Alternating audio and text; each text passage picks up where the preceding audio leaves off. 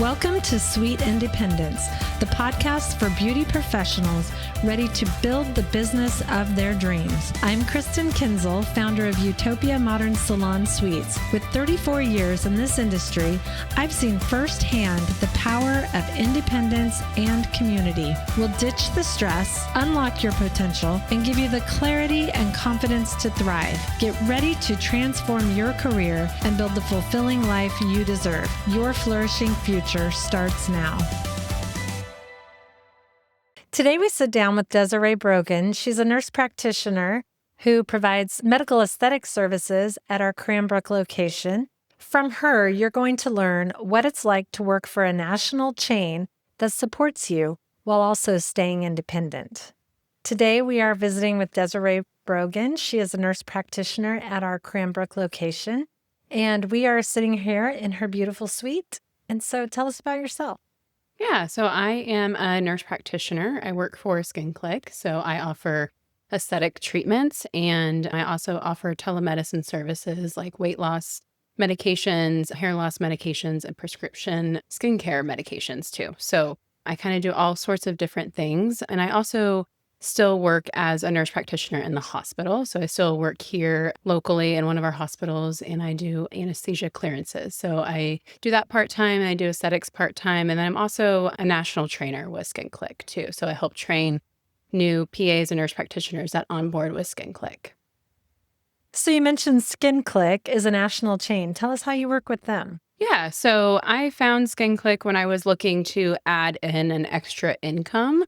Like I said, I work at the hospital part-time, so I had some days available and I wanted to make some extra money, and I wanted to do a job that didn't feel stressful. It felt like something fun, and I was always interested in doing aesthetics. So I just kind of stumbled across an ad for Skin Clique and thought it was too good to be true, but it is true. And they offer opportunities for, like I said, PAs, nurse practitioners, or MD, so advanced degree providers, to offer services, aesthetic services. And their brand is actually based to do concierge services to go into people's homes.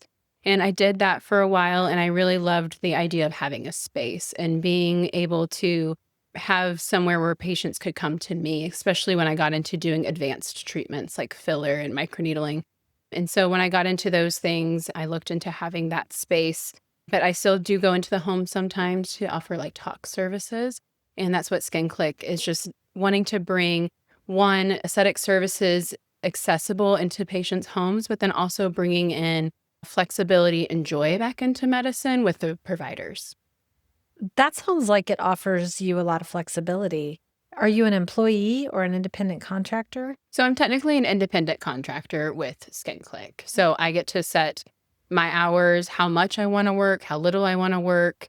They do have minimum standards to make sure that you're staying within their safety standards, but really you can kind of make it as big as you want to make it, or you can do it very much as a side hustle, like they like to say. So either way, but yeah, I'm a contract employee. That sounds amazing. How does working with Skin Clique set you apart from someone who maybe comes in and leases a suite as a nurse practitioner providing those services, but is not affiliated with Skin Clique? Yeah, so I think the biggest thing that sets me apart is I'm also backed by a bigger brand of Skin Clique, and I have lots of other colleagues that I can rely on. It's kind of like if you feel like you're in a big medical practice and you have a case that you don't really know what to do with and you want to talk to somebody through that, I have over 700 other colleagues that I can reach out to and say, hey, this patient's presenting with this. This is my ideas. What do you guys think? So I'm kind of backed by having that extra support. Because I have a bigger brand, I'm able to offer more to my patients. I'm able to offer more of the different like filler lines. I don't have to have a minimum contract with certain things. So really when I'm recommending certain skincare or certain filler, I'm recommending it because I think it's the best for that patient rather than this is all I have. Like I only carry this brand of skincare. I only carry this brand of filler. This is what I have to use. I have different brands that I can actually use. So you're not limited by your own ability to purchase inventory or gain access to certain medications and treatments? Yeah, it's a wider range. I mean, when we carry different skincare lines, we don't carry everything from every skincare line, but we carry lots of different things. I can treat lots of different concerns, especially with skincare and then the treatments that I offer. So you're also a trainer with Skin Clique? Yeah, so I'm a lead national trainer, so I actually help run the trainings that come through. So, for example, this last weekend, we had 30 new providers with Skin Clique, a mix of PAs and nurse practitioners, and we had a couple doctors.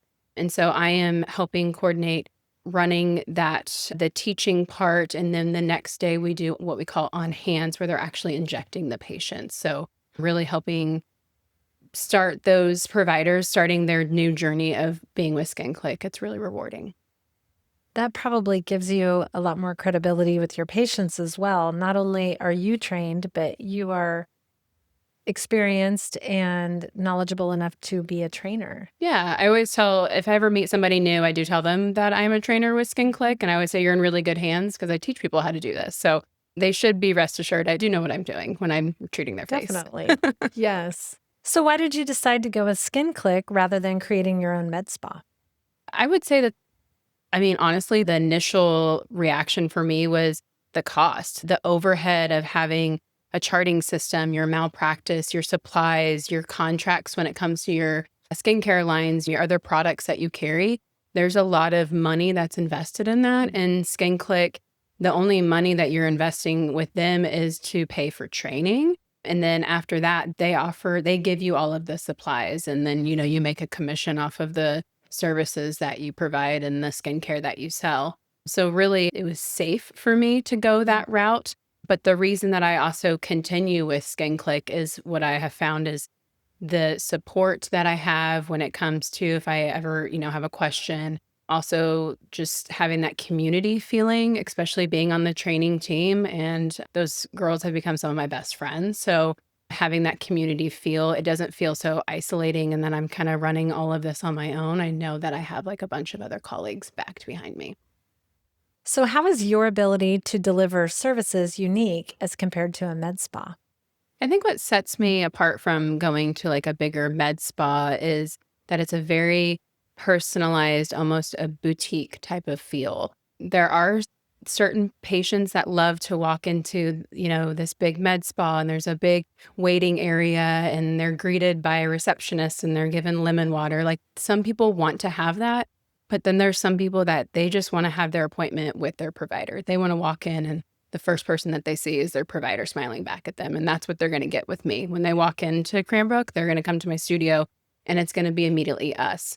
And then also when they leave, it's me. If they ever have any questions or concerns, they need refills on anything, they're directly messaging me. It's not going through a receptionist. It's not going through some sort of telephone service and waiting for a reply, waiting for someone to call you back.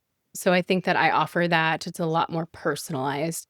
Also, when a patient comes in, they don't know what they need, but they can tell me what bothers them. We go through all of the different modalities that I offer and how we can get there. And sometimes it's a quick fix, and sometimes it's going to be a year-long process. And I like to lay that out for them. And it's a collaborative agreement of like, how much time do you want to put into this versus like, how much time are you willing to give me?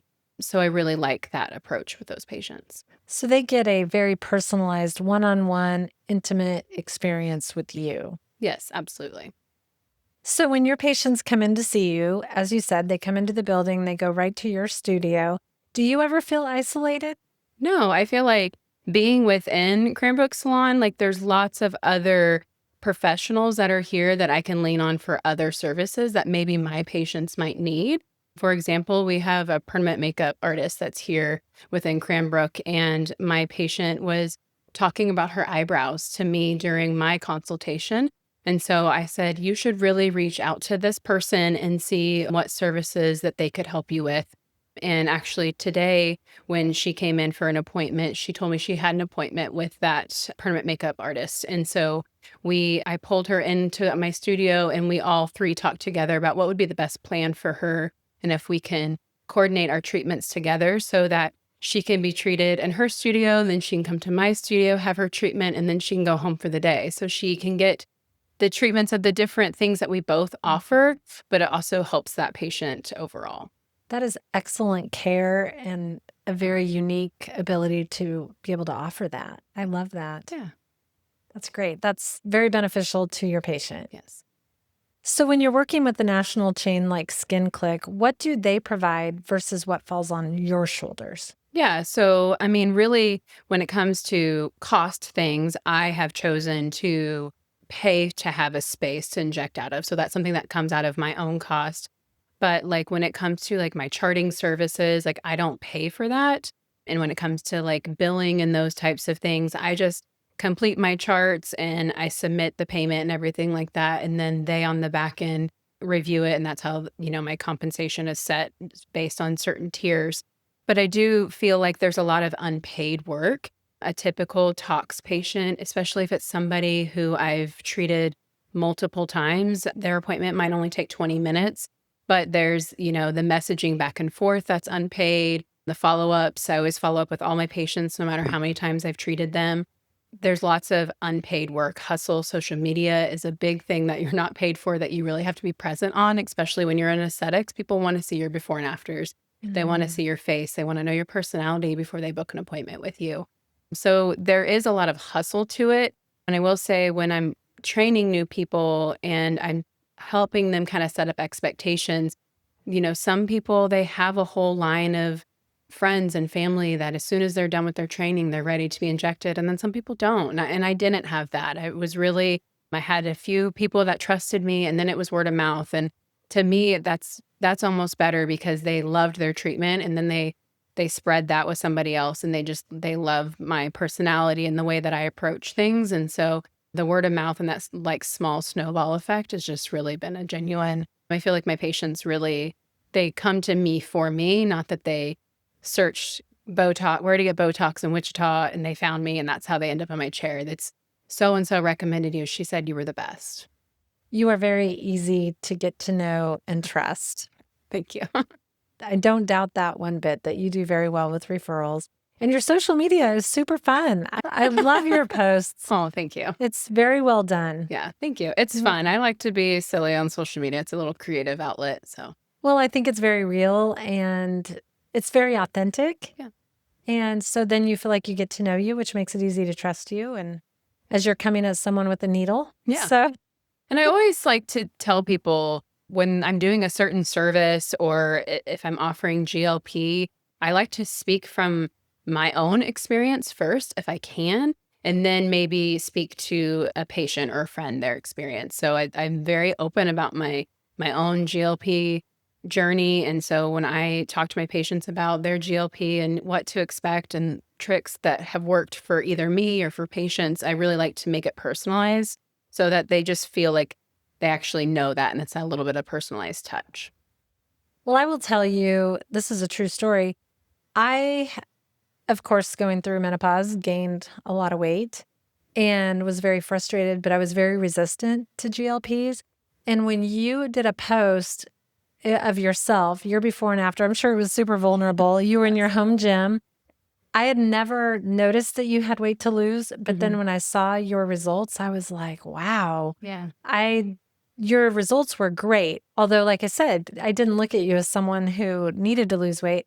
And that's what inspired me to talk to you about it. And so Yeah. that was good. Hopefully other people talked to you about it as well and went for it. Yeah, I do feel like once I was able to myself share that, because that was also hard for me to share, being someone who worked out 5-6 days a week and counted my macros and steps and all the things. And I felt like nothing was working. So I decided to just try it. Like there was like no harm. Like there's nothing worse that could happen. Like it might just help. And it did. It was just like I talk about it on my social media. It's just like it was an extra tool in my toolkit because I still do all of the other things. It's just like I needed to add another little thing to just kind of, it's like putting the key right in there and turning it, and then my body just responded great. And so I think there's a lot of people that resonate with that they are also trying all the things, or maybe all the things that they used to do just do not work anymore. They're avid runners, or they always counted their calories and it just doesn't work anymore. So I think by being able to just open up and share that, it really helped a lot of people. How do you decide what to be vulnerable about on social media? I'm really an open book, and I will share pretty much anything on my social media. You'll see me microneedling my face on screen. There's not a whole lot I won't share about, but for whatever reason, it was hard for me to share about GLP, but I just knew that it was going to help other people. And I think that if someone can look at someone who looks like you or maybe is in the same age as you or whatever, maybe they can see themselves in you and your story and you're able to share that. It makes them feel more comfortable asking for help or realizing, okay, that might help me too. So I always talk about my tox or my filler and my Sculptra. And when I had my lip filler done, for example, I bruised pretty bad on my lips and I was very vulnerable. And I shared that on my stories and I talked about it because people don't want to bruise. And I'm sorry, like I'm putting a needle in your face, you're going to bruise. Like I'm trying my best not to, but it's going to happen. So I think the more that I can share about this is real life, this is the real experience, this isn't the filtered social media experience, I think people really like that. I think that builds trust significantly. Yeah. And knowing that you may bruise and seeing that you bruised, but then a week later it looks great. Yeah. I think that's very beneficial to see. Yeah. People like to know what to predict and what's really going to happen. And like you said, I think so many people gloss things over on social media and make it all look perfect. And then you're so disappointed when you don't have that outcome. So that's good. Yeah. I feel like whenever I go to another injector or any kind of like aesthetic provider's stories or on their page, and you can tell their photos have been filtered, or when they're talking to you on stories and you can tell they're using some sort of filter, it's just disingenuine. Like I'm never going to use a face filter, like I have beautiful branding photos done, but like outside of that, you're never going to see me Photoshop or photo tune any sort of things on my face. I come as I am. I love that. So you talk about your business being built by referrals. What do you do to make it easy for people to refer to you? Yeah. So any patient that I treat, if they send me anybody, they will get $100 referral credit for each person that they send to me. That's a lot. Yeah. So I usually will send them, I have cards, but they don't have to have a card. They can just tell me, Kristen sent me. And so as soon as I complete their treatment, then you have $100 waiting for you to use on your next service. And I actually had someone utilize that yesterday because she sent her sister to me. So when we were checking her out, she had $100 off of her tox treatment. Was she surprised or did she know it was there? She remembered, but she forgot that it was $100. And so she was really excited that it Yay. was $100. Yeah. Yeah. Oh, that's great. Do you have a lot of people who are motivated by that, or do people just share because they're happy with their service and they like you? They are definitely motivated by it. It actually recently increased to $100. It used to be only $25 and most people didn't really think about it. But now that it's $100 per referral, that's huge. And so another thing that I do offer is events. So if someone wants to host a tox event, they can have themselves and at least 3 of their friends. And so each one of those friends, if they're a new patient to me, they get $100 for each one of them. So, wow, those are great incentives. Yeah. Very good. Okay, so you said Skin Clique covers a lot of things for you, but one thing they don't help you with is your rent. Was it scary to go out on your own? How did you decide to be brave enough to take on the commitment of a lease and a rent payment? Yeah. So originally when I started with Utopia, I started out west at Tyler Point. And at the time where I was in my business, I did not feel like I was making enough revenue to cover the rent to make it justifiable. So there was another Skin Clique provider who was also in the Wichita area. So we split the rent and we shared a space out west. And then last fall, she took another opportunity. So I live more on the east side of town. So I had reached out to you of finding a space on the east side because I kind of felt like once I took the plunge of having a space, I didn't want to go back to only being concierge. I loved having this. I loved having the studio as space. I loved renting from you. So I just kind of took the plunge and decided to come out here. And I will say that my revenue has skyrocketed. Oh, I didn't know that. Yeah. That's so great news. I actually, at the time when I compared numbers, I actually made like 65% more in my own commission by going into a space, and that was sharing that space with the other provider. So I just took that plunge to just go in on my own, take the bet on me. And so I've done fantastic out here at Cranbrook. So you've done better since you've moved? Yes, I have had more commission increase since moving out here. Yeah. Great. Has your clientele changed? Did the West Side people come with you and you've got new, or how's that working? Yeah, so I still have a handful of people that I do in home for ever since I went into the studio space. And I do have one that she was seeing me at the West Side location, but once I came out here, I am now doing in-home services for her. But for the most part, most of my clientele was already out east, so most of them have stayed with me, but I do have my West Side ones that they said that they'll drive wherever they need to see me. So I didn't lose anybody by coming out east. I do think that I have gained some new people by coming out east. So Great. And this works better for you personally. It's closer to home. oh yeah, it's way closer to home. That if someone needs a last minute, skincare pickup, or if I'm always open to adding someone on the weekend if they need to. So if someone tries to squeeze in on the weekend, I can just run up here real quick. And yeah, it's much more convenient for my life. I've noticed that you can pop in Yes. a lot easier and be a lot more flexible over here. Yes. That's great. So making a big change like that is pretty brave. How do you manage that transition and trust that your clients will come? And how do you navigate all those changes? Yeah, I think that the first part is my patients, they love and they trust me. It's that building trust with my patients. I've seen them multiple times and they like my personalized touch and they like their results. So they want to continue that and they want to keep that continuity of care with me. So I think that just being excited, and they were all excited for me. They knew that it was closer to home for me.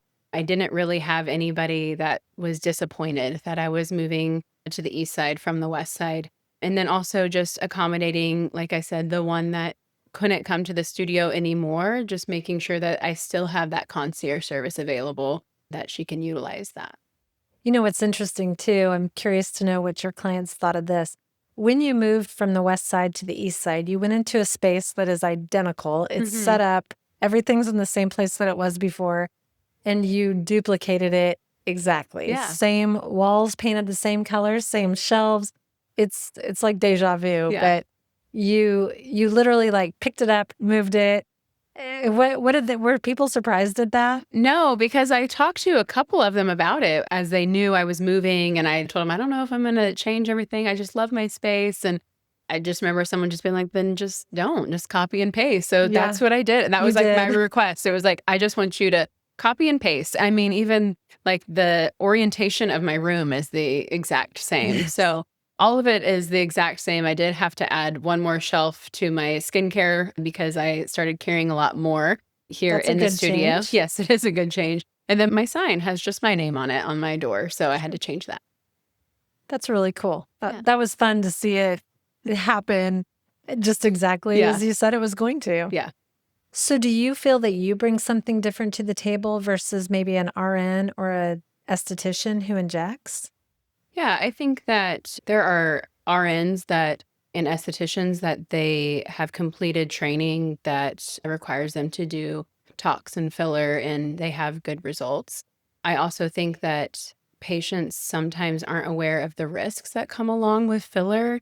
And so I always tell patients, for me and for what I can offer for them, is that if there is sort of a type of complication that can arise, because we are putting needles in your face and it is very vascular, and there are chances of there to be complications. They're rare, but they are there.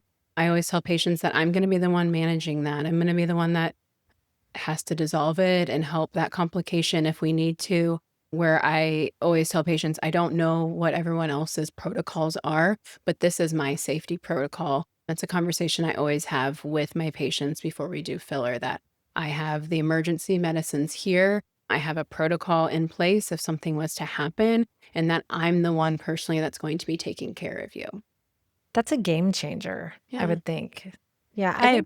Go ahead. I think it helps kind of set people's mind at ease that you're not only going to be the one that's going to be treating me today, but if something bad happens, you are also still going to be with me. And it's going to be a familiar face that's going to help me through it, versus if something bad happens and you get handed off to maybe a collaborating physician or a collaborating provider that oversees that injector. I think it means a lot that you're equipped and educated and certified to be able to handle anything that could unfortunately arise. Yeah, the one big thing with Skin Clique is offering safety to all of our patients. And that's why they're very adamant about the way that we are able to train for advanced procedures. So when you first sign on with Skin Clique, you're able to offer tox injections, skincare sales, chemical peels, but then you have to build a patient panel of a certain standard number before you can even apply to have the next step of filler training. And then once you're able to learn that filler training, it's only certain areas you're allowed to treat. And then once you've been treating those well, you've had good outcomes, then you're able to advance into other training. So it's a step process because we want to make sure that the provider that's offering these services, that they have the panel to sustain it so that they are staying safe when they're doing these trainings or doing these procedures. And that's really important because sometimes people go to a filler training and they may be injected one little area and then they come back and they offer treatment for full face, or they don't see a filler patient for 6 months and then they see another one, and that's a risk that you could be taking. And nobody's gatekeeping them from doing things that they're not actually able to do well. Yeah. You have to have you have to have people of integrity to say, yes, like I can do this safely, but Skin Clique sets you up to where you just you can't offer those services if you're not already able to see patients, your tox patients safely, those beginner filler patients safely, and then they can move you on into the rest. How do you communicate this level of safety and care to your clients? I'm sure that's hard to articulate, everything you just said with every new client, but I think it means so much and it matters. And it would be, or your patients, I'm sorry.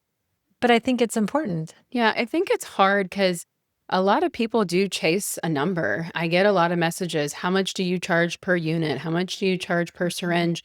When really like the concern is, well, what area are you wanting to treat? What is your concern? Maybe you're concerned about your lips, but if you don't have a chin, then I put these big old lips on your face, you're really going to be unbalanced. So that's where coming in with a full consultation, really going through what does your skincare routine look like? Are you interested in any other services? Because treating the patient wholly in a holistic approach rather than just, well, they want their crow's feet treated, treat their crow's feet and send them out the door. We still need to talk about protecting your skin with SPF. Are you using a nightly retinol? What other skincare services could they possibly could benefit from microneedling, help fade out some of those lines? So it's hard in this society to feel like we have to make sure we're staying competitive with prices. But I think if a patient understands that you're treating them wholly, naturally giving them that natural result by treating their face entirely versus just one area. You can't really put a price on that. You can't. Well, Desiree, thank you so much for doing this with us today. It's been fun learning a lot more about your business than I ever knew. And so if I'm someone who wants to get a hold of you for services, where would I find you? You can find me on Instagram or Facebook. You can just look up Desiree Brogan _NP and you'll find me. Okay.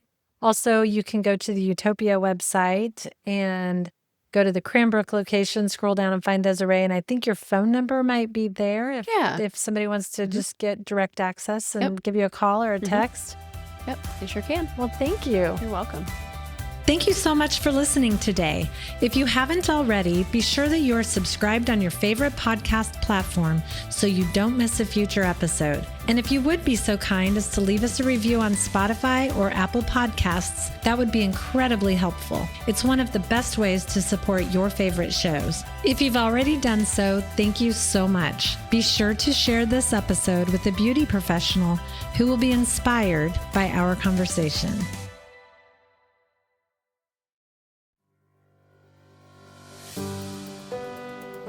This show is part of the ICT Podcast Network.